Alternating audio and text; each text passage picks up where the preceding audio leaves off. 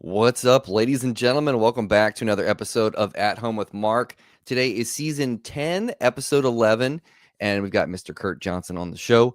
Brother, thank you for doing the redo so we can do this again. Dude, thank you. Yeah, man. It's funny because last week was a redo too. Oh, yeah? Because we must have had COVID, like when my wife and I got real sick and I had to cancel on that one. It was like Tuesday I got it. And I was like, brother, it's just getting worse and worse. Yeah. But anyway, I'm so happy to talk to you. And also, congratulations. You had a new tune drop today on Bandcamp, Low Hanging Fruit. Yes. And we should talk about that up front because I listened to it today while I was working. And you know what's cool is first of all, I didn't know what to expect because I hadn't heard obviously anything solo that you've done. Like I've been listening to a lot of that Moho collective stuff because it's super interesting. Cool. And I love it. Feels almost like a Blake Mills produced type thing. Ah, cool. I love Blake Mills. Me too. But this is different. This felt like cowboy lo-fi type vibe. So can you talk to me about this tune and like how it came together and everything? Man, it was a day off on tour and we had an Airbnb and I had like my own room. So I brought my pedal steel in out of the trailer. And I always travel with like a laptop and a small UA solo interface. And my Pro Tools subscription had like lapsed. So I couldn't use Pro Tools. So I had to use Ableton, which that was like the first DAW I used, but it had been a long time and I'm not super versed in it. But anyway, I guess this is all just the craft of how it came together. Like just in terms of like the container I was working in, I was, again, day off using Ableton and just like made a drum groove and was playing around with some of the like stock keyboard sounds in Ableton, and I don't know, came up with this tune. And Niche Devices, like Jay built me one of those. He gave me one of those Humboldt compressor pedals, and I also like wanted to just track through that. So it was just kind of an experiment. It was just happy accident kind of thing. Yeah, and then the tune came together, and I replaced stuff, in earnest when I got home, like real drums and whatnot. But yeah, the tune, I think a lot of like Will Van Horn or like Kruang Band, I think was, like sort of maybe a place I was coming from. I had been wanting to experiment with auto-tune, like T-Pain, Cher, like auto-tune on the pedal steel. Oh, cool, man. Yeah.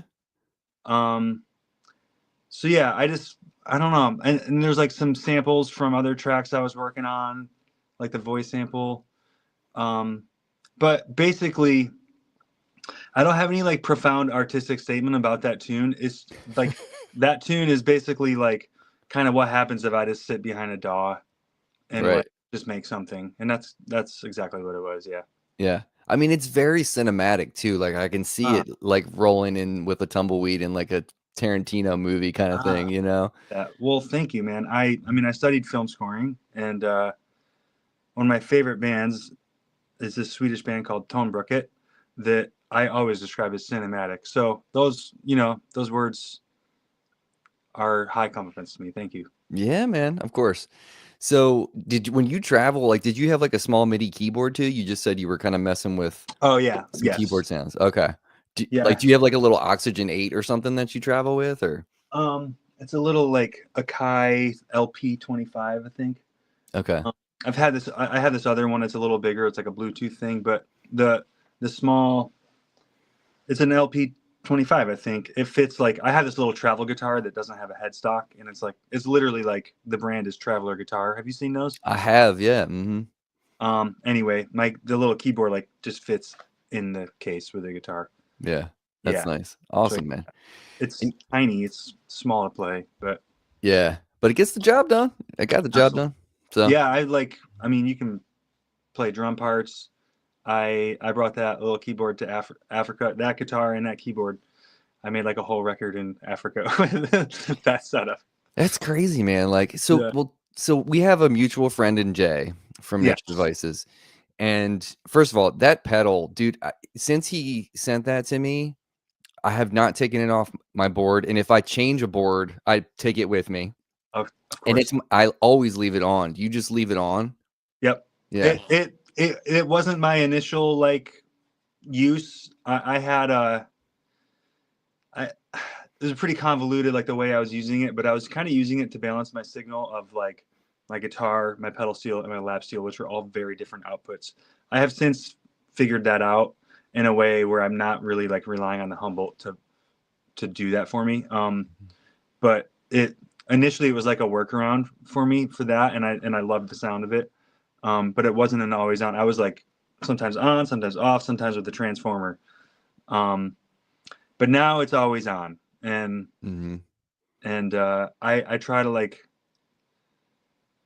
I find myself like dialing it in according to the room and whatnot. But yeah, always on. As far as compressors go, dude, it's strange to me because I can't live without it now. Like there's just a thing because it's very, this is like a hot topic word, but it's very transparent and it's almost like Oh yeah, you don't know it's there until you turn it off, kind of thing. yeah. That's the kind of way I try to. I like for dialing in the treble and stuff. Like I don't. I want that to be as like flat and transparent as possible. Mm-hmm. Sure, and even like I try to be careful about it being because like too much like adding too much gain or signal to like with the master overall because I don't want to get used to like it hitting my amp way harder and like playing differently, but Mm-hmm. I Mm-hmm. try to just I leave it at somewhere around like 50% and kind of squash it, but really try to leave like the master and the treble like almost in at like unity or whatever. Totally. Yeah. There's something about that pedal though, man. Like I can't describe anybody that's been like, Do you have any compressors that you would recommend?" I'm like 100% yes, you should go Yeah, get this yeah, dude. specific compressor. I I never was a compressor guy because I couldn't find one that I liked the sound of, Me and too. now I'm a Humboldt guy, Yeah, it's so and I'm a good, dude. compressor guy now. Yeah, I Yeah. actually have two of them because I have my board with sometimes with Mikaela, my board will be whatever driving across the country for a week after I get home or something. So I have a few pedals that I've duplicated just for if I get home and have shows or Mhm. and that's one of them. Yeah. How Yeah. did you get to know Jay? Like, how do you guys Jay and connect? I go way back, man. He had I have to think about this a little bit. He had he's great. Jay's a great songwriter, and he had a band called Juke at one point, which did a lot of like some really great songs, some also really funny songs, very like Ween Zappa esque, and um, the drummer from Moho Collective was buddies with him through like the niche and stuff, and he connected us, and I joined that band, and then that band ended, and he started a sort of more serious, kind of like Wilco esque singer songwriter band called Slow Light, and Mm, that was Jay's thing, and so yeah, that's just through the scene, okay. Rochester. Yeah, I was Yeah, gonna say this is all in like Rochester, New York. yeah, yeah. Okay. Dude, it seems like there is like a really heavy scene there. Like a lot of really great players come out of that town. Like I don't know what's in the water up there, but like I mean, is it something that you were aware of like always? It's funny, man. I was just talking about it today. People people like to complain about their hometown and whatever the scene, but I actually think it's a really great scene. And um and yeah, I mean Eastman is like an unbelievable source of just world class musicality coming through the city. Like every year there's a new crop of graduate students or freshmen, you know, and some of them stick around but regardless, like they leave behind a very high standard. Mm-hmm. Mm-hmm. And it's a great, and people in the community have access to all of that as well. There's the Eastman Community College, and So that's certainly a big part of it. But yeah, it is a vibrant scene, and it's a pretty diverse scene, and I don't know what it is. Yeah, Yeah. I didn't grow up here, but I I've been here for like 15 years now or something. Oh wow. Okay. Well, so your roots are there now. It's Yeah, for sure. firm. And I Yeah. grew up like an hour south of here, but then I moved out west, and this is just like when I came back east, this was like the most logical place for a full-time musician, like that was still in proximity to my hometown, you know? Yeah, that's cool. So Yeah. let me ask you about that. So growing up, like I always ask everybody this, Kurt, but like what is your earliest musical memory? Man. I know it's A, heavy. a few come to mind. I mean, my mom could just like play the hell out of a stereo system, like just take over the house Nice. with like, you know, we had a great stereo system, and I just, the power, you know, it was just so powerful, like the volume at which she would play music. That's amazing. Is this That vinyl? Is this radio? What is this? No, this is tapes and CDs. Okay. Yeah. And we had a my grandma, I think, attempted to play the organ at one point, and it ended up at our house when she gave it up or something. Actually, I mean, let me think. She had probably passed away, and she passed away in 84 or 85. And anyway, this very cool Lowry organ ended up like in the corner of her house, and that had like drum beats and like just all sorts of cool sounds. And I just remember experimenting with that a lot. And my dad also, like, my dad is not a trained musician, but he's very musical. He could sing really well, and he can drum with his fingers, like just incredibly. And I one of my earliest musical memories is definitely him, like just driving on the road, playing tunes and playing drums on the steering wheel. Oh man, yeah. Nice. Yeah, those are the things that come to mind. Nice. Yeah. Now they have those little symbols that you can attach to cars where you can play the drum. Have you seen that shit? I feel like I saw a meme of that or something. Yeah. Oh, it's so great. He needs one. Well, so talk to me. So based off the Lowry organ, like, was that your first like physical approach to music? Was that the Yeah. first time you played a note kind of thing? Okay. I think so. Yeah. Okay. Absolutely. Tell me how that blossomed into what you do now, because you're a multi-instrumentalist. So it's like, you know, you got a lot going on. And I feel like the pathway for musicians who do that thing authentically, I should say, because I mean, I'm a multi-instrumentalist, but I mean, I play the drums, you know, like I can play a beat, but like I'm not a drummer.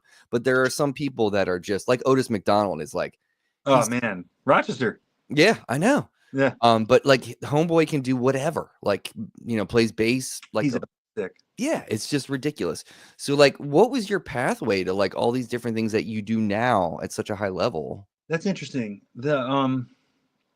I mean, the Lowry thing was, I was so fascinated with that instrument, and I never really thought about it. I mean, but I've said it many times, like organ is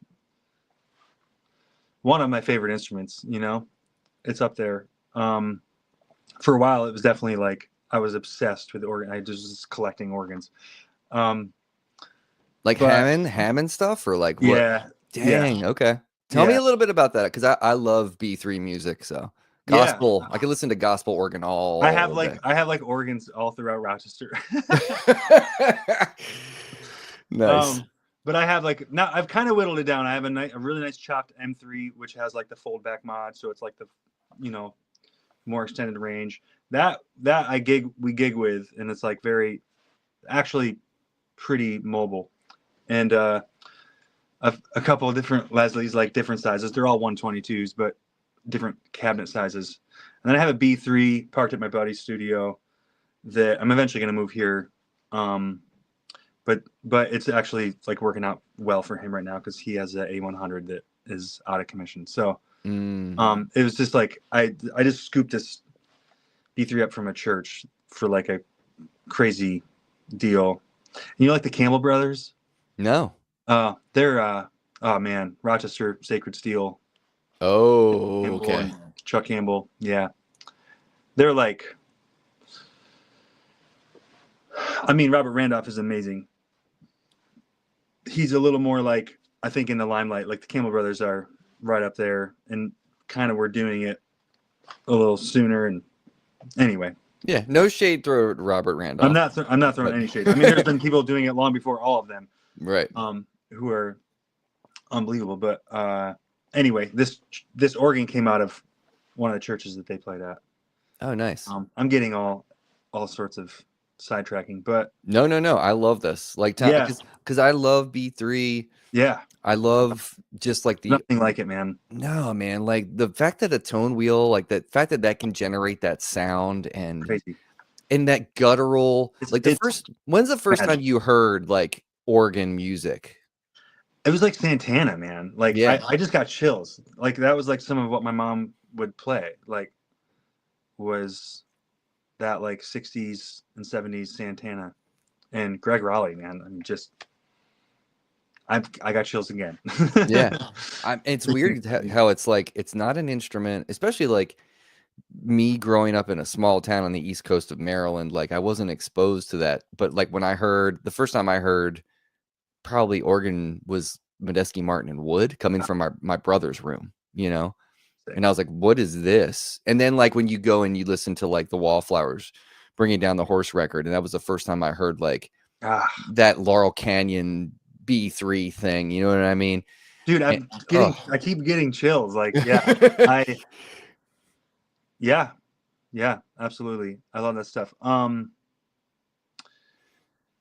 But yeah, you're making me realize like how much, that really did inform kind of my like just sonic fascination. And I mean, technically my first instrument was drums. Like, and like that was like the first thing I really like studied. But now like years later, like the MMW thing, my rig with Moho was always based on like we were like MMW was a huge reference point for us.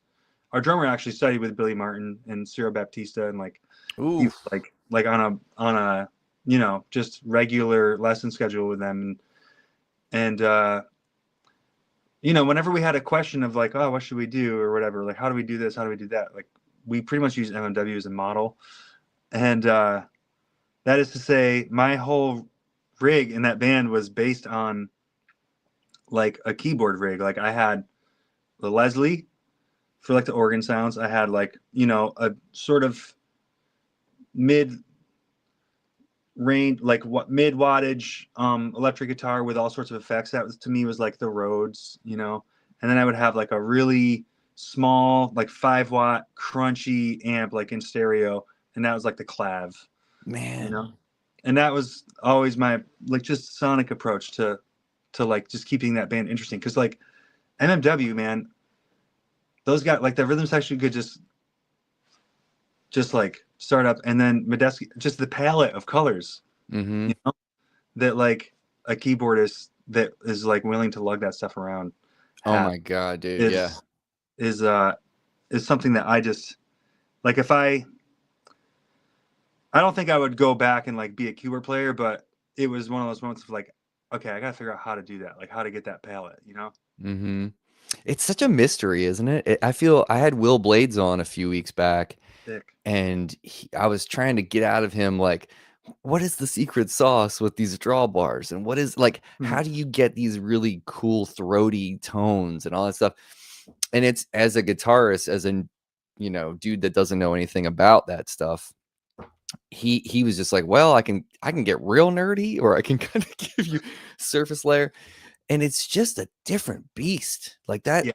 That is just a different instrument that needs to be like, you have to know what you're doing to play that instrument correctly. Yeah, it's funny how many, I mean, not throwing shade or anything, but it's funny how many keyboardists I've worked with that I'm like, what in the studio or on a gig, I'm like, hey, I have a Hammond, you know, like we should bring it or we should do it. And you know, a lot of people, surprisingly, great players are like, oh, I have no idea how to do that. And you're right. It's a totally different interface.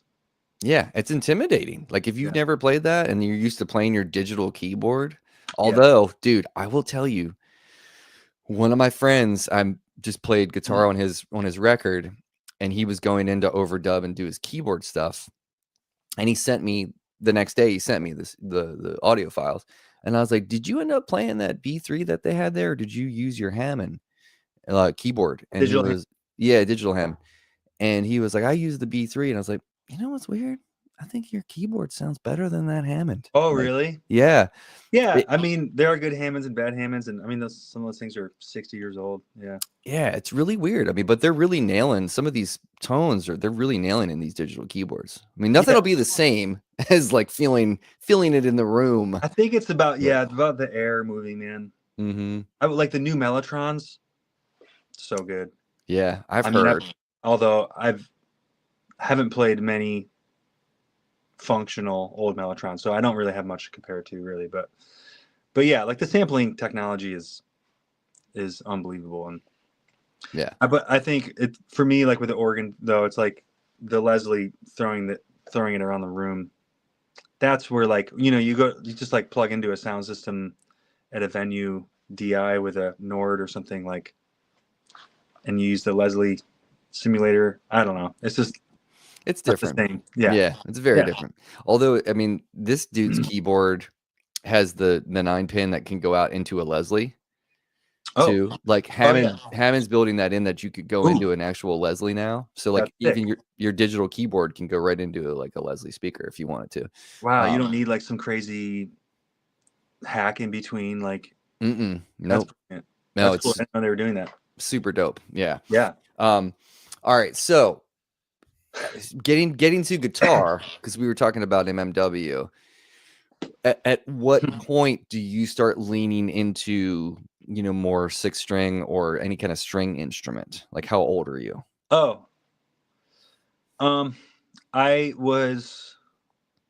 My dad tells a story a lot where, like, I you know, we were like leaving the house to go sign up for basketball, and I just like, I think I was 10. Okay. And I just like put my foot down. I was like, I don't want to go sign up. And he was like, well, what do you want to do? You got to, you know, do you want to do something different? And I said, I want a guitar. I had a guitar picked out in JCPenney catalog. And I got like this for Christmas. I got this nylon string guitar, but I was left-handed. So I strung it upside down and started to teach myself that way. And yeah, I was 10. I had been playing drums in the concert band and stuff. And I was self-taught for maybe like a year and a half. And my parents got me lessons, and the instructor, for whatever reason, I mean, apparently I wasn't that well self-taught. He started me over. He made me play right-handed. Yeah. What? It was so weird. Like right-handed, like Doyle Bramhall, where you just switch the guitar over and play left-handed in a way, or no. I had it. I restrung it to play lefty, and then he just made me do it standard. That's weird. Were you like resistant to that, or did you have problems? You know, at first, but I was kind of just like, okay. Like, I remember walking home from school playing air guitar right-handed just to like get myself used to it. Yeah. Was it more your rhythm hand? Do you think that was the problem, or like initially, or? Well, it's funny you say that, because like still to this day, I'm like, I feel like I struggle with right hand stuff. Man. That, and I do tend to play more legato because my left hand is my dominant hand. But like as far as like finger picking stuff and strumming, you know, I really had to think about it, which I do. I will say, like, as a teacher, I feel like I had a few teachers that could never explain that explain like right hand stuff. Like it was just like you either got it or you don't. In terms of like just like feel Yeah. but I think as a left-handed person, having to do that with my non-dominant hand, like it actually helped me be able to teach it to other people too. Mm. In terms of like, you know, how to like express the like the vibe and the feel and the rhythm and the pattern of the tune, you know, whatever, the motor of the strumming pattern. I wonder how much of that was influenced by you playing drums too. I wonder how much that helped. It probably helped. It probably helped. I Did mean, you I play just, left-handed like cross stick, like oh God, I was so confused by that, dude. Yes, I I still to this day I sit like if I'm playing drums in the car, like I'm doing kick pedal with my left foot, Yeah. you know, and then if Mm. I'm sit down on a drum kit, and now I just play right-handed kit, but it's really funny you say that because um my parents split up when I was in like 5th grade. And my dad um moved in this guy who was like super cool. He was like just awesome, and he had this huge like pearl drum set, like a Neil Peart drum kit, and I was like, hell yeah, like. And he was left-handed actually, and he had it set up left-handed. So this is like about the same time though, where like I was being taught to switch from left-handed guitar to right-handed guitar. So now I'm like a left-handed drum kit, and I learned to just play open-handed on a left-handed drum kit. Does that make sense? Oh yeah, I play with a drummer who does that, Yeah, but and my it's kick so pedal, the weird. kick pedal is my left foot. So it's like I you know, it's a right-handed world, and there are a lot of things that I still confuse me this day. Like I don't hunt, but like if I like shooting a bow and arrow, I feel like I could do it equally well or equally poor, like either Right. way. When Um, you shoot pool, do you shoot left-handed or right-handed? I don't even know what would be. So what's weird is I think holding the cue, like hitting the ball with your Okay, right hand, I think that's right hand. It's whatever you're pushing the cue with, I think I is the push with my left hand. okay. Okay, cool. Does that mean I'm? I So think what? that's left-handed. Okay, I can do both weirdly enough. And people are always like, how are you playing that's both yeah. hands? And I was like, I don't know. I thought this is how Mhm. everybody does it, you know? If I'm painting, I'm do it with both hands. Like yeah, there's Yeah. certain things that sort of I go back and forth. You're probably pretty ambidextrous, you know? It's like with I most think things. anyone who's left-handed like ends up being kind of forced to be a little ambidextrous for sure. Yeah. Yeah. That's crazy, man. But yeah, so I made that switch. But I will say, I mean, back to like the guitar thing. I'm actually really grateful that he made me switch because I never would have been able to like just like sit down behind a pedal steel and try it out. A left-handed Mm, pedal steel is truly like a unicorn. I bet. So banjo, you know, like with the fifth string tuner right in the middle of the neck, Right. stuff like that. I just would never that the opportunity to just like pick something up and try it out. That'd be such an obstacle as a left-handed person. Um, you know, and just showing up places and being able to play guitars. Yeah. True. I mean, do you feel like you've just had a general curiosity about exploring other sonic avenues with other instruments? Have like you always had that curiosity in you? I mean, to me, it's like I don't know. It's just I guess it's just what I do. It's something I'm really fascinated with. I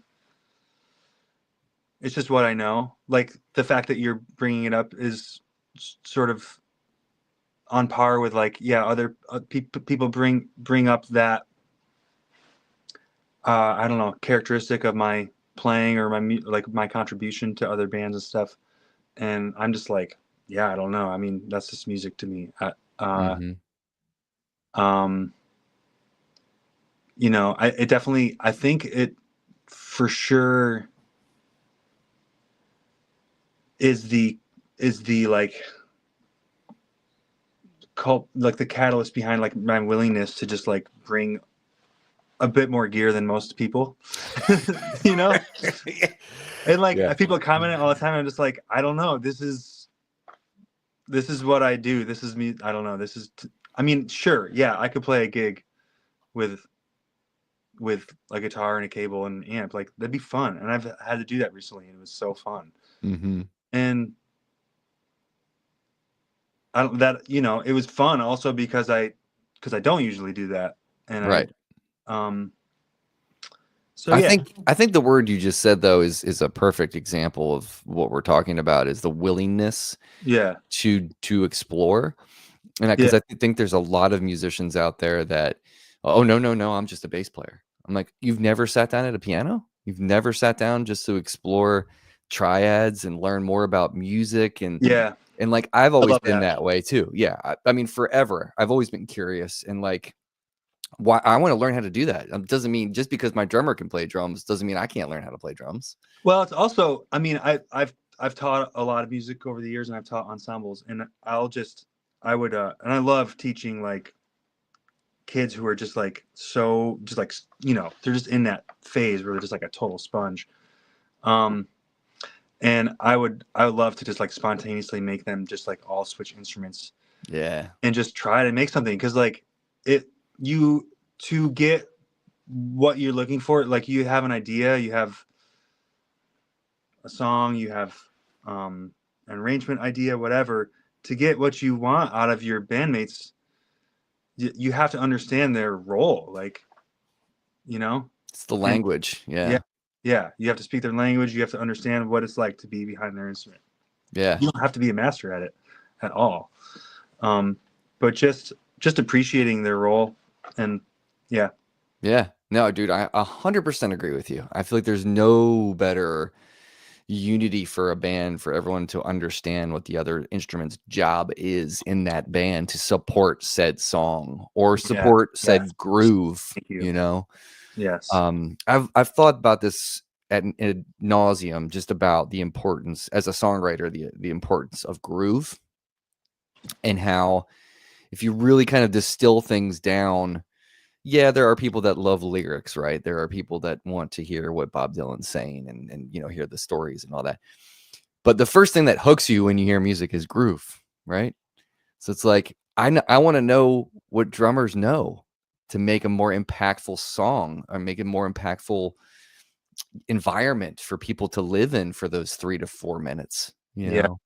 And that's It's so it's like such a responsibility, man. And I love watching drummers because it's just like, dude, everything is like hinging on them, you know? Mhm. Do you Um, like or do you enjoy the process of recording drums, like different mic positions and like experimenting with that stuff? yeah, I do. I sometimes it's funny, man. I love I love recording so much, and as an artist when I'm recording, I tend to really try, like I don't even have that much capacity for like engineering brain, you know? And I really don't experiment that much because I just want to like get the tune, the vibe and the tune and the feel. So I feel like when I'm recording my stuff, I'm really relying on my experience recording other people, you know. But I don't, when I'm like doing my stuff, I just find, and it's not even a conscious decision. I just find I don't have as much patience for messing with that stuff. I just Mhm. try to get lucky, and I just try to like do things that worked in the past. Um, and then it's really like when I'm an engineer or producing something where I I I find that I have more capacity for that, for sure. Yeah. Yeah. Yeah, yeah. My I studio partner is like, he's the best drummer I know, and he can make any drum kit just sound so good. And I have found with recording him, I've been very fortunate to just have the firsthand experience of like, oh, the first step to like getting a great drum sound is like just getting a great drum sound, getting the drum set tuned and the way you want it, and like muted and or resonating the way you want it. And then and then it's just like capturing it. Right. you can't. You can't. It's hard to fix stuff, with microphones. Like yeah, Yeah. Some of that stuff, the magic that people can capture, there is like, I would guess, a science to the type of diaphragm of the mic you're using, capturing a tom or capturing whatever. absolutely. But I mean, can you really like put your nose up at any Motown stuff that was done mono, or you know what I mean? It's like Yeah, there are times when there's like two mics on a Dap King record, and you're just like, how did they get that sound? Just like two mics in the room. yeah. And It's I so mean, good. I think again, great player, great drum kit, and great room. And like beyond that, I find if I'm getting like too far down a rabbit hole of like nerding out with that stuff, like it's funny, like being on this podcast, like as a fellow gearhead, I always there's always a part of me that's like, oh man, he's gonna find out like I'm an imposter because like I because like I I have to cut myself off with like the gear stuff, Mhm. Well, we and just talked about you had several amps with Moho, so it's like you fit the bill. You fit the bill. I don't mean like I don't mean cut myself off with like with I just mean like in terms of going down rabbit holes of like you know frequency response curves on mics and stuff like that, because I ultimately I find myself getting really far away from the music, sometimes. And I don't know, to me it's a balancing act of like knowing sort of how to get what you want, but also just like I don't think I've ever mic'd a drum kit the same way twice, really. Yeah, that makes sense though, because it's Yeah. different drummers every time, and it's different Yeah. kits every time, and yeah. So Tunes. Yeah. I feel like if you get into like the doldrums of like, okay, I'm a producer. I know I put two overheads here. This is the room. I know how the room sounds. Right. And that's not the way to capture different bands. I don't think. I 100% agree with you. It's And like, that's why Blake Mills is cool. And that's what we were talking about. That it's because like I feel like that dude. Are you a fan of Dawes? there's some DAW stuff that I've heard that has blown me away, and then there's some DAW stuff that I heard that I was just like, Not a fan. yeah, not like where I was just like, huh, that did not. I'm surprised that was the same band. Oh Uh, yeah. Well, that's dude, I came in late. I only heard about them in like oh man, 2021 or 2 was the first yeah, time I heard okay, them. But the album I came in on was We're All Gonna Die, which is the one that Blake Mills produced, which oh okay, if I you should check haven't that. listened to that, that record is Hell yeah. mind-blowingly good. Wait, is it Taylor Goldsmith? Is that his name? Mhm. Dude, have you? I don't mean to cut you off, but No, do your thing. the the new Basement Tapes, that record that they made with like all the Dylan lyrics. Yeah, uh-huh. His contributions to that are like my favorite parts of the record for sure. He is a monster player too. He does not get enough credit. Like that dude, if you ever Cool. get a chance to see them live, All like right. they're kind of getting pushed into the jam band scene more and more over the past few years That happens. Yeah. because they stretch a lot. Cool. And I feel like Taylor, has Jonathan Wilson been working with them too? I don't know. Right I'm on. not sure. I don't know that name as well. But is it, you Oh, mean as far as producing? all right. I'm gonna check out Dawes, and you gotta check out Jonathan Wilson. Oh, okay, I'll check him Yeah. out. But Taylor is like the most lyrical guitar soloist you'll Oh, hear really? on the scene right now. He really tells the story. He's very Mm, melodic, and he knows his way all over that fretboard. Like awesome. he's amazing. And I feel like there's so many people that I've tried to like get into that are in the jam scene. I'm like, have you ever listened to Dolls? You should check them out. And they're like, I know like North Hills. I'm like, that's like their first record though. That's not like Mhm. what they are now. But I think you should go back and give it another shot because man, it's changed a lot since 2011 or So we're all gonna die with Blake Mills. That's the yeah, one? that's the one. I'm Yeah. writing it down. And unfortunately, Lee Pardini, who is the keyboard player in that band, which if you don't know who he is, he's ridiculous. But he left that band about 2 years ago. He was with Dawes for a decade, maybe, I don't know, or maybe a little less. But he's now playing with Chris Stapleton. he had a bigger gig, so Gotcha. he jumped Wait, ship was like Dwayne Betts like in Dawes at one point? for a little while. Yeah, Yeah. yeah. Well, I'm getting off topic. I wanted to ask you because I talked to Jay way back when we were going to first do the show, and he brought something up that I was like, I did not know that about Kurt, but he said that you are a big Wilco head. Oh, yeah. Okay. Yeah. So, I mean, I love that band as well. I'm probably not as big of a fan as you are, but I want to hear your relationship with Wilco because it's so divisive. So many people. It's the same thing with Dawes. It's like you either kind of love Wilco or you don't. It's like that mixture of like weirdness meets great songwriting. You know? Yeah. Man, there's so much to that band. And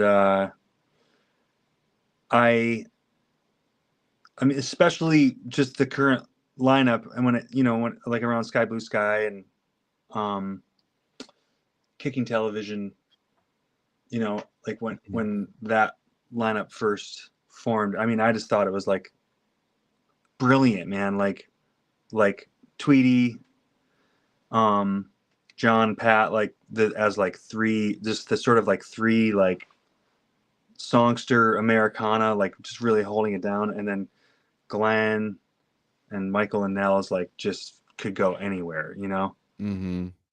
Um, What's your favorite record? Let's start there. I'm a really big fan of Wilco, like the record. I feel like they were in a really cool spot of like their their approach. I mean, Sky Blue Sky obviously is I think is a masterpiece, and Yankee Hotel. It's hard to pick one, man. Ghost is Born. It just keeps going and going. Ghost is Born, yeah. I mean, but those are all like pretty nearly consecutive, and I that's definitely my favorite era for sure. I will say, a couple things like, it was later that I realized like Jeff Tweedy is also like an incredible noise musician. Like he also has like crazy chops for just like avant-garde and noise music. Mm-hmm. And so I can see like, his attraction to those other players. But I don't know. I feel like I'm throwing some shade today. But I will say like I feel like they've gotten really too comfortable, and I feel like it's kind of turned more into craft. Mm-hmm. I had like, I don't know. I'm going on the record saying it, but like, like Star Wars and stuff, and that like Schmilko, that era, I just kind of felt like cool. They have a studio where they can do whatever they want anytime, and they have a workflow that is like, undeniably productive. And I feel like it kind of felt like songs for the sake of songs. And I don't know, it's possible that I'm not ready for it. And that in 10 years, I'll be like, oh, damn, these hold up, but that's just kind of, I felt like, I feel like they were like these master sculptors that figured out how to make a really good chair. And everyone was like, oh, okay, I guess they're making chairs now. Like, it's a really nice chair. I guess I'll buy a chair. But like, I don't know. It's like a kind of art versus craft thing for me. And I feel like it's gotten a little crafty. That's how I feel about Wolfpack. I feel like they used to be, I used to love that band. And then like, they get to like the thrill of the arts. I'm like, you're starting to lose me. It feels like theater. It's like theatrics more than it is music kind of thing. Yeah. And then like you lost the funkiness, you lost the grease in a way. I feel bad saying it because I mean it's like one of my favorite bands, but yeah, I mean, it's like everyone ebbs and flows too. It's like you say, I think Cruel Country is a great record. I mean, yeah, I don't think it's, I don't mean to make it just like a blanket statement about all of their recent work, but yeah, And I you can't think deny, working like, with other producers and stuff has been. yeah, and who knows what the trajectory of the music that Jeff's writing and like will write and continue to write, and by the time he gets to the end of his career and you look back at everything that Wilco did, So prolific, man. yeah, it's I mean, just, that's so inspiring to me. yeah, it's ridiculous. I mean, it's and to be able to maintain an audience for this long too, Well, you know. yeah, and they're like total heads, man. Like, have you ever? Do you know Solid Sound? Their Mm-mm. festival. They curate a festival. It started out to be an annual thing, but it is just like truly like too amazing to do every year. Like they all like the 6 members of Wilco essentially together curate this festival at a it's called Mass Mocha, which is Oh yeah, I know about that because I mean I went to Berkeley. I was up in oh, you Massachusetts. went to Yeah, yeah, Berkeley. yeah, yeah. Yeah, yeah. So North Adams, Mass Mhm. Mocha was like an old capacitor factory. There's this crazy network of buildings and courtyards and like walkways that connect them. And now it's like I think it's the largest contemporary art gallery in the United States. I mean, Wow. it's unbelievable place. Um, and they host a festival there called Solid Sound, and they pretty much the lineup. It's 3 days, and Wilco plays Friday and Saturday night, and they always do something awesome. Like they'll play whatever. They'll debut a brand new record, or um, they'll cover. Like one year they played Being There. Like people voted for them to play Being There, and then they came out for the encore, and they played all of Yankee Hotel. What? Yeah. That's Uh, or crazy. they've done all sorts of interesting things. So like that's Friday and Saturday night. Jeff always closes Sunday with like Tweety and friends. But the rest of the festival is like artists that's on their radar or artists that they've worked with in the last couple of years. And all of their like crazy side projects like um uh you know at Fillmore or um Nels Klein singers and what's the Nashville band, the Autumn Defense. Oh, right. I remember that It'll be group. all of Yeah. their offshoots and stuff. And then also they'll sit in. So anyway, I don't know where I'm. I mean, it's just like it's the best. It's the best thing going. Honestly, I've been to all but one, and this last year I got to play it, man, which Oh, dang. which was which was like totally just wild. I mean, it was a that was a definitely a big checklist thing for me. But Is Mikaela the main touring act that you're playing with right now, like that you're going on the road with? yeah, for sure. Spending the most of the time. What duties are you doing in that band? Like how many instruments are you playing? Yeah, I mean, it's pedal steel, lap steel, and guitar. Okay. Um, and in the studio, we all might do some things like some keyboards and stuff, but Mm-hmm. that's more like just sort of whoever can do it. But yeah, live, that's what's going on. Okay. Do you Um, have a Weisenborn? Do you play that too? I have a Weisenborn, yeah. Oh, I that's don't so have a cool. like Weisenborn. I have this guy in New Mexico on tour that I met. Got Larry Pogreba builds these wild instruments. And I bought like a Weisenborn style guitar from him. Yeah, Mm, but I don't bring that on the road. right. With Mikaela, like if we do an acoustic style, play like dobro or banjo or acoustic guitar. There's like been some things where I'll do some like soundscapey, noise collage stuff. Like we did, Eep Hour. Do you know that Jerry Garcia piece, Eep Hour? Mm-mm. It's on Garcia. It's like a suite of things in the middle of the record Garcia. Oh, okay. And I think we maybe did the first cover ever of like the whole suite. Oh, wow. And that came out really cool. And like on that, I did some more like I took like some video, some sound collagey stuff, and just like chopped it up. It was a little more like, you know, Revolution Number 9, like music, Nice. concrete kind of thing. Was that record, was Grissman on that record? Was that one of the records that he did with him, or? No, it was like Billy Kreitzman, the drummer in the Dead, and Jerry like just like hashed out the arrangements in the studio live, and then Jerry plays bass and he overdubbed a lot of stuff, and I don't know, there's probably some other I musicians gotta on go it. check that out, man. That's Yeah, cool. Garcia, man, is a great record. Oh, dude, I'm I surprised mean, that I haven't there's heard like that. songs that are just like in the Dead catalog that started out as like Garcia songs, you know, like Deal, Oh, dang. Sugary. Yeah. Really? Yeah.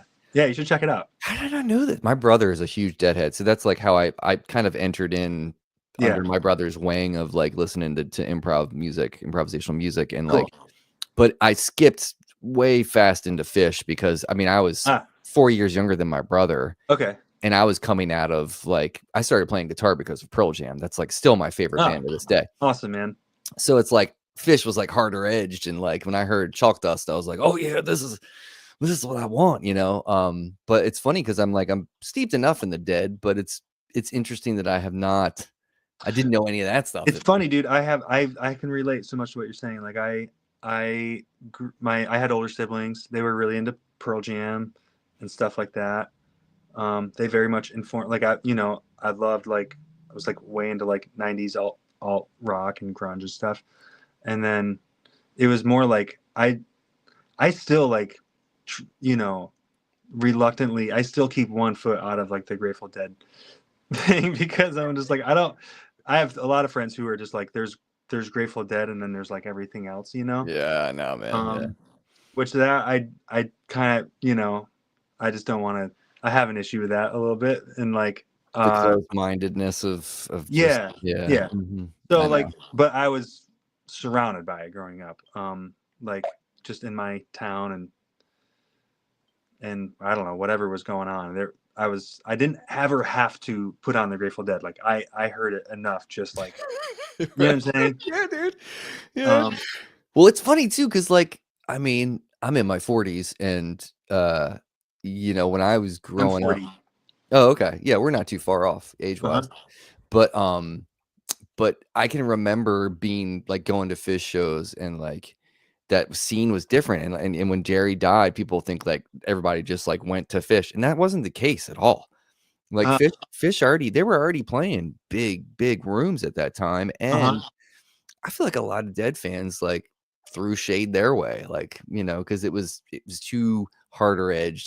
There was too much overdrive. There was too much loud. You know what I mean? It was like a not in the same category. Yeah, I mean it's like hyper arranged. I mean it's yeah, very different. But you know, and it's funny too because like as in that time in the 90s, like the late 90s, when my first Fish show was 96, I think. Cool. But how old right at 16, 15. Cool. I'm 45. But yeah, I just remember I couldn't get enough of that. And then when I heard Mo, I was like, oh, this is more my thing, because these guys are writing songs. Yeah. Even though some of them are funny and some of them can be a little quirky, like I can tell like behind the filter of No Doy, there's like a deeper, that group, these guys are writing good, catchy songs. Yeah. So yeah, it was that's when I jumped ship into that world, I think, and like kind of escaped a little bit from Fish, and only recently came back to it in the past few years. Oh, cool. So yeah, I went through a Fish phase like in high school, and I like it's funny, like I never transcribed any of it or anything. I just listened, like it was like another proximity thing I really loved. Is it Junta? Junta, I think is how they pronounce it. I love that record. I feel like I like memorized that record. And then there was like some someone gave me a tape of like, it was like Summer of '91 with Giant Country Horns, and I thought that was like sick. Yeah. But I like had a girlfriend in high school that really loved Fish, and like we went to some shows. But yeah, it's another one where I've like kind of always kept one foot out, you know. Mm-hmm. I don't even really have one foot in with the fish thing, but Right. they're unbelievable. It's dude, I transcribed the first like 30 seconds of You Enjoy Myself, and it is real hard.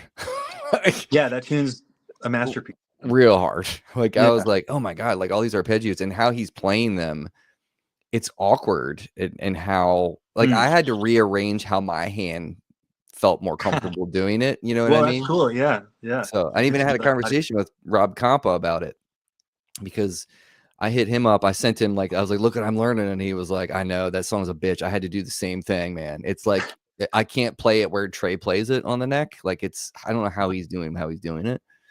But it's super weird. It seems very I want to figure it out. unconventional. Yeah, You should. I It's want to give it super a shot. fun. I mean, thank God for slow down like software these days. Slow the music way down. Yeah, Figure out what's going on. yeah, But dude, I can't imagine like the amount of hours that those guys just put in like getting that music together.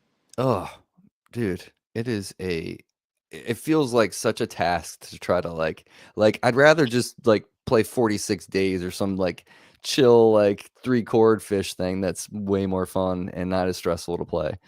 But Yeah, man, it's they do that challenging. too, right? Like they just have like some good old songs too. There's plenty. Like people think there's like everything's like a harpua, and it's not. It's like, you know, there's a Yeah, bunch of good tunes. Like 46 Days is funky and it's 2 chords the whole song, or 3 chords the whole song. So, awesome. you know, nothing wrong with that. All right, and then so we just thought we covered Mikaela Davis.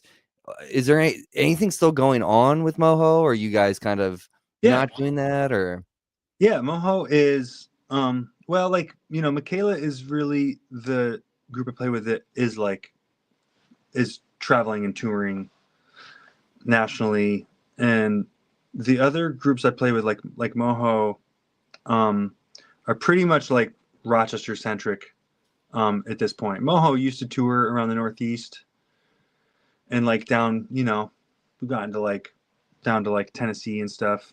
Um, but my bandmates, we've been together for like 15 years now, and um, my bandmates just all have families and they have like mm-hmm. like day gigs, doing really cool things. The bass player runs a string shop, and the drummer is a music teacher. And so we just, you know, they have young kids. Like we play probably at the most like 3 times a year. Oh wow, okay. And it's music that is like it would be easy, it would be less work if we played like, you know, like 12 times a year, but because it's music that we have to like Remember how to play it and yeah. everything. Oh man, that's great. But Well, this year we're doing a little more. I think we've already, it's funny, we've actually already played 3 times this year. So this year we got a little more going on, and we have some recordings hopefully that we can finish up in the, you know, in the future. But yeah, that's more of just like a Rochester centric, not really traveling. But it's fun. I mean, it's a lot of fun, and it's like it's different. Like I don't really. It's like a totally different, you know, like group of muscles than like what I do with Mikaela. So when I have a Moho show, I'm just like, it's, yeah, I don't know. It's like really changing gears. yeah. Well, maybe now that the niches they're doing it again, you guys can get a show together. That would be cool. Yeah. I'm just like, I'm kind of realizing too, like, yeah, I toured with this other band for a long time, Maybird, that it was like when I was doing that, when we were on the road a lot, and it's really like kind of some other things took a back seat, but like Moho has never like disbanded. There's never been any reason to disband, but Right. there was like some periods where we were like really inactive, you know? Right. But that happens. I feel it happens. Yeah, I was gonna say it happens to everybody. Do you know about that band Danger Muffin? Danger Muffin? No. So they are Well, they were out of Asheville, I think, for originally Charleston, South Carolina, and then they moved to Asheville. Hmm. But they were, getting a lot of play on Sirius, on Jam On, and everything, and they were touring the country. And I think since 2011 is when they put their first record out. Okay. But that vinyl right there Yeah. is their latest record. But their same kind of thing is like they're kind of in different states now, and that they've slowed down a little bit because people have families and whatnot. And I've had two of the guys from that band on the show, and I'm like, you better not stop making music, because that record came out in August or September of 24, Uh-huh. and it is a masterpiece. Sick. Like, it is so good. And they're not like, they're in that jam scene, but they're not a jam band. Like, they would say we're just writing songs, and like, yeah, there's times when we improv, for a couple minutes, but that's it. But we're not trying to get out there and be like doing that for 25 minutes long, like one song for 25 minutes. Yeah. But if you don't know about them, I would check them. You probably would really like them. Cool. All right. So Kurt, let's do the lightning round get down. So this is the thing I do on this show where I put on a metronome at 112 BPM for some suspense. Okay. And I'm going to ask you 10 rapid fire questions. Okay. And if you'd like to explain your answers, feel free. If you don't want to, you can just burn right through it. First one is always the same. Lennon or McCartney? Lennon. Single coils or P90s? Oh. Single coils. Soft pretzels or nachos? Nachos. Yeah. Are you a Beck fan? Yes. Okay. Sea Change or Morning Phase? Sea Change. Hell yeah. What a good record, dude. That's a tough question, but we could talk a lot. We could talk about that for a long time. Sea Change is like one of my favorite records. It's like the rainy day record. I love listening to that when it's raining. If I'm on a long drive, that's like the record. Low Hanging Fruit cover I was like, Sea Change. Yeah, was my reference. Oh, dude, that's killer. I can hear that. I can hear that now.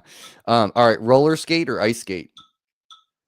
Oh man, that's a tough one. I absolutely love both of those. I got to go with roller skating because I love springtime and summertime. But yeah, heck yeah.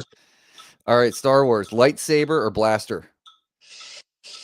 Lightsaber. Hell yeah. Sky Blue Sky or A Ghost Is Born?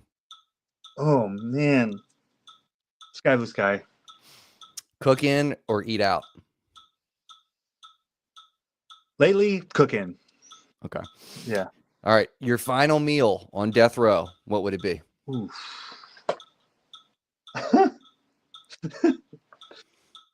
Man.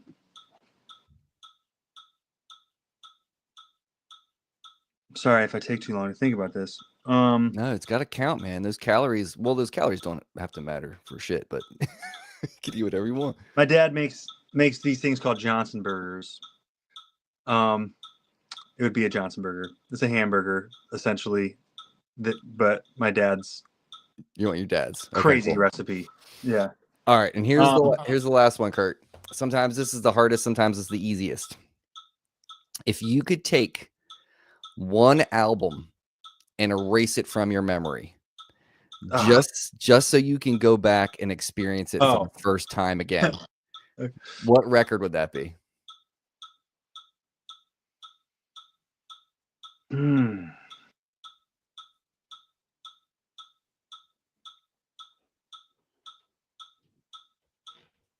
Probably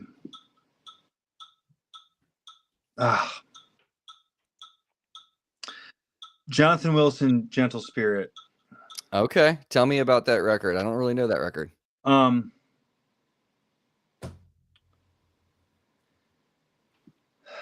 We talked about Jonathan Wilson. He's produced Dawes.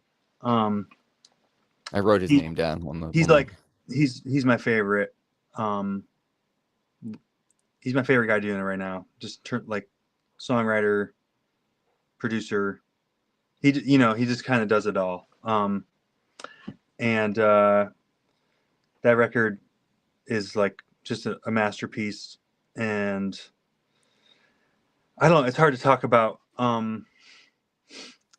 if you haven't heard it, but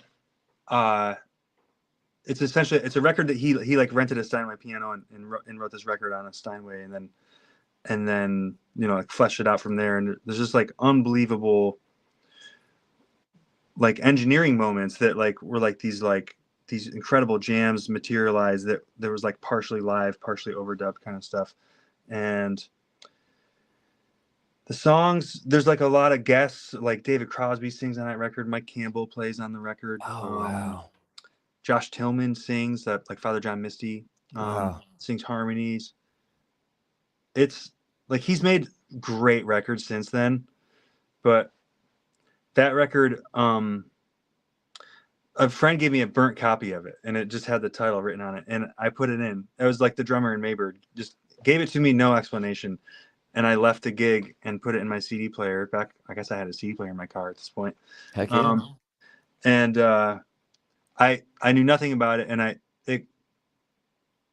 I literally called Adam and I was like, "Is this from like 1970 or like 2015?" Because I have no idea. Like, this is completely timeless. Oh man. And it's just did I say gentle spirit? Oh my god, I meant to say fanfare. I'm Okay. talking about a record called Fanfare. Okay. It's just completely it's so epic, and it's essentially like his it's an ode to like his, you know, just his idols and the music that he grew up on. Jonathan Wilson actually worked in a recording studio that made like karaoke tracks. Nice. And he cut his teeth like just basically learning how to like what we were talking about earlier, recreate a track from the ground up and just to make it sound as identical as possible. So he'd be like recreating like classic Stones tunes and stuff. Man. So he's an unbelievable engineer, and just also like just a huge. He's a devoted, just fan of music. Like you can just tell it's you can hear it in his music and his lyrics and in his production and stuff. All right, I'll check that out. You said fanfare. Yeah, fanfare. Okay. Well, awesome. Well, we made it through the lightning round. Get down. You survived, my friend. Okay. That was scary. Thank you. BV, thanks for popping these links in here. So, if anybody's interested in checking out Kurt's stuff, which you should, if you just search Kurt Johnson on Instagram, you will find him. For anybody that's listening on Spotify or Apple Music, and is this your official website, Kurt, right now? KurtGJohnsonMusic.com? Oh yeah, it's severely out of date, but yes, it is. It's, okay. It does the trick. Cool. So make sure you check out all the stuff. And then you got a new song, Low Hanging Fruit, on Bandcamp. So make sure you guys go check that out. Yeah, it's on Bandcamp for like a couple weeks before it goes to streaming. Sweet. Awesome. Anything else to promote? You got shows coming up soon? We're hitting the road with Mikaela. I think I'll be in your neck of the woods. Really? Yeah. Oh shit! When are you coming here, man? Look at my calendar, but it's on. Are you hitting the 8x10? Or are you hitting like Soundstage? I think maybe like Songbird in DC. I don't know that room. Let me see what's going on here with my schedule. It's that first. Actually, I don't know. Oh, there it is. Friday, May 16th. Friday, May 16th. I'll be at Songbird. Okay, I'm gonna put it on my calendar. I don't have a gig that day. All right. But thank you for asking. I am so like I put out Low Hanging Fruit, and that really was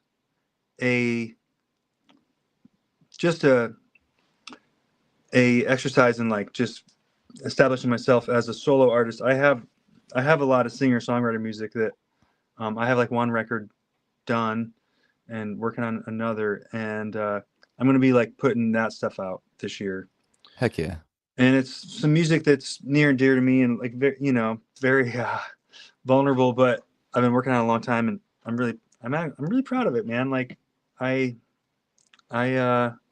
mixes are nearly done, and it's pretty wild. It's like very lush, lots of strings and horns and neat. And just lots of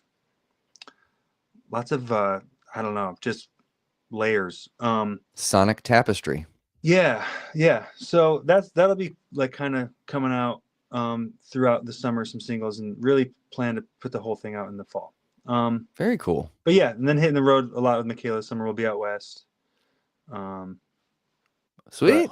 I really appreciate what you do, man, and thank you so much for having me and just for lifting other artists and players up, man. It's really awesome of you to do that. Hell yeah, dude. Always happy. You're always welcome back too. If you ever want to promote anything, man, always feel free. Yeah, let's do this again. I feel like there's a lot more to cover. Endless things to talk about. Yeah. Yeah. And the whole band, the whole niche is going to be on here. Not next week, but the following week. Awesome. So you'll have to come and razz them if you're around. Yeah. Next week we got Adam Levy, which is going to be awesome. Sick. I just saw him play in New York. Yeah. Oh man, he's so dope. But I'm like, dude, I'm honored to be in such unbelievable company, man. Thank you for that. Of course. No, I love it, man. Well, so hang on one second, Kurt. Everybody else, take care of yourself, take care of each other, and we will see you next time. Thanks, everyone.